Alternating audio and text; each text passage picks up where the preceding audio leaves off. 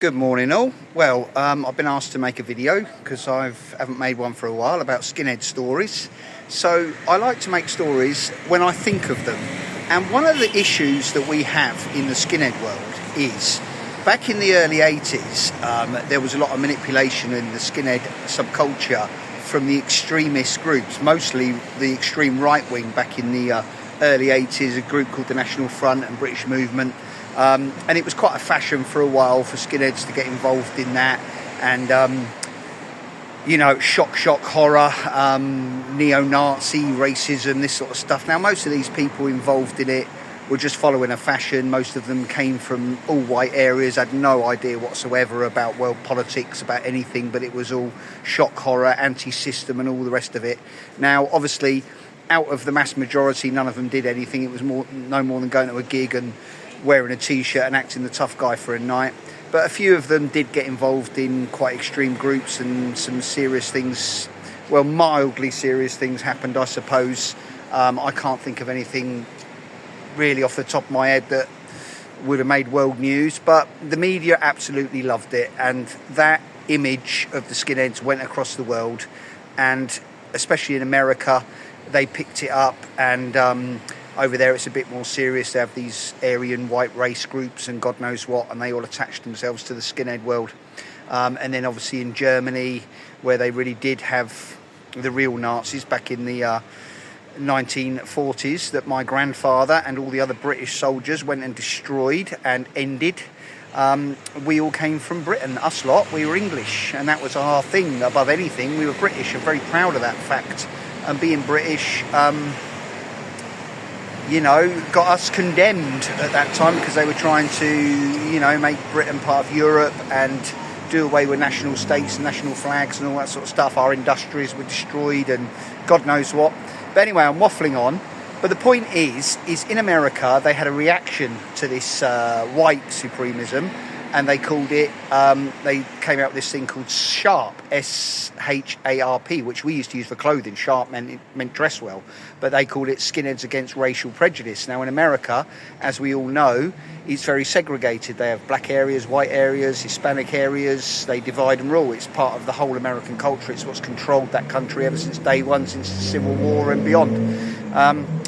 But since I started the Skinhead Reunion in 2011, now 16 years ago, one of my main things was, number one, was to rebirth skinheads, bring us back. We'd all disappeared into being fathers and mothers and jobs and careers and all the rest of it. But out of that, there was some real carnage. Some of my friends that I grew up with drifted into drugs in the 90s and died. Some had spent lifetimes in prison over ridiculous things. I kept going back to funerals, and it was heartbreaking because these were my best friends. This was my teenage years, all my mates, all my angst, all my aggression, all my rebellion in my teenage years, and I was number one for that, in and out of police cells and God knows what, for causing havoc. So I want to bring everybody back together again. And so what I said is I don't want any of the old bullshit. I don't want none of this extremism, none of this stuff that divided us and destroyed us. It was football clubs, it was, like you say, but mostly this bullshit. Politics, they call it politics. It's not politics at all. It's just fucking ignorance, really, and sheepism. But anyway, through that time, I've been threatened many, many, many times by people who still say they're involved in this shit, right? I've had death threats. I've had letters sent to my house. I work in music, so I'm often touring around, and I've been threatened at various gigs. I've been endlessly bitched about across the internet, which is pathetic because I do an event and I want to promote it and I want everybody to come. So what people do is they attack me. If they attack me, it destroys the event. If it destroys the event, it destroys the subculture, because we're the main subculture for it. We're the main event for it. We draw everybody together. There's been events in the past, but they've been singular and they've not really been about the skinhead culture. They've just been about a particular band or whatever. But I wanted to bring that subculture together, the people together, the male, the female, the black, the white, everybody enjoy our music, ska, reggae, punk, oi, everything across the world, Malaysia, Indonesia, fucking everywhere. I wanted them all to come together from Europe, from USA, from everybody, to where it really began, in England, and celebrate it. Now, one of these the worst of these internet trolls lives in this town, and it's called Bridgwater. If you look behind me, over there somewhere, you can see it in the grey. Yep, that. It's written backwards, but that over there says Bridgwater Funerals, which might have been quite relevant if he'd have turned up last night, but obviously he didn't, because they never do. So all those years of him threatening me, abusing me, screenshotting things I've said out of context, sending them to his muggy little mate in Hamburg, who's a drummer, who then posts all this stuff around all his mates around the world, getting me blacklisted, getting bands I work with banned, causing me aggravation, stopping people attending my event. This is where you live, mate. Bridgwater. A shitty little town in the middle of fucking nowhere, right?